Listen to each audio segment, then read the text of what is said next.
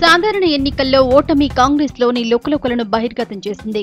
తెలంగాణ ఇచ్చింది తెచ్చింది కాంగ్రెసే అయినా పార్టీ ఓడిపోవడం నేతలు జీర్ణించుకోలేకపోతున్నారు. సరైన నాయకత్వం లేకనే ఓడామని భావిస్తున్న నేతలు పీసీసీ చీఫ్ పొన్నాలను టార్గెట్ చేశారు. పొన్నాలే లక్ష్యంగా పార్టీ సీనియర్ నేత ఆమోస్ ఉపాధ్యక్ష పదవికి రాజీనామా చేశారు. పార్టీని ప్రక్షాళన చేయకుండా ఓటమి తర్వాత కూడా కొత్త కమిటీలు వేయకపోవడానికి నిరసనగా రాజీనామా చేస్తున్నట్లు లేఖలో పేర్కొన్నారు. దీని ద్వారా ఓటమికి నైతిక బాధ్యత వహిస్తూ పొన్నాల తప్పుకోవాలని పరోక్షంగా డిమాండ్ చేశారు ఆమోస్.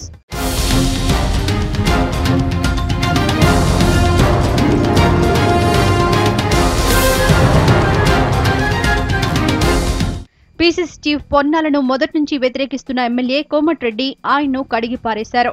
తాను గనక ఆ పదవిలో ఉండి ఉంటే వెంటనే తప్పుకునేవాడినంటూ మాటల తూటాలు పేల్చారు. రోజు పత్రికల్లో ఆయన మాట్లాడుతున్న తీరుతో పార్టీ నష్టపోతున్నది. క్యాడర్ కూడా ఈరోజు వేరే పార్టీల వైపు చూస్తున్నారు. కాబట్టి ఈరోజు పోటీలు పడి పదవులు తీసుకుని అందరూ కూడా ఉంటే మళ్ళా ప్రజలు కనిపించాయి. కాంగ్రెస్ పార్టీ క్యాడర్ ఇప్పటికీ కొన్ని ప్రాంతాల్లో నైతికంగా దెబ్బతిని ఈ పొన్నాల లక్ష్యమే ప్రెస్ మీట్ల లక్ష్యమే అని పేరు పడ్డది. ఆయనకు ఎన్నికల ముందు కూడా ప్రెస్ మీట్కే పరిమితమైంది. ఏ ఒక్క కాన్స్టిట్యున్సీ పరిమితం చేయలేదు. దానికి ఉన్న వర్కింగ్ ప్రెసిడెంట్ కానీ ఇంకా అన్ని కమిటీలు వేసిన వాళ్ళందరూ కూడా వాళ్ళ సొంత కాన్స్టిట్యున్సీలకు ప్రెస్ మీట్లకు పరిమితమైనందుకు వారి పుణ్యమే ఇలా కాంగ్రెస్ పార్టీ ఓడిపోవడానికి కారణం.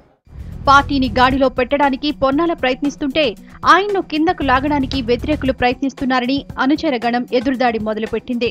ఆమోస్ రాజీనామా వెనుక ఇతర కారణాలు లేకపోలేదని పొన్నాల వర్గం వాదిస్తోంది.